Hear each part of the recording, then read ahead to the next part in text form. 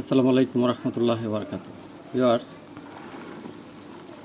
Beetle adult larva, এই beetle adult larva আপনার মুরগি, মাছ ও পাখির প্রিয় খাদ্য হিসেবে বর্তমানে, আর এটা চাষ করলে দেখা গেছে আপনার মুরগি মাছের খাবার নিয়ে দুশ্চিন্তামুক্ত।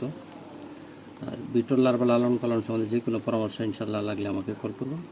ইনশাল্লাহ আমার এই ক্ষুদ্র যতটুকু সময় আপনাদের পরামর্শ দেওয়ার জন্য আমি প্রস্তুত। ভিউয়ার্স, নেক্সট ভিডিও দেখার জন্য আমার চ্যানেল সাবস্ক্রাইব করবেন, অবশ্যই আমার সাথেই থাকুন।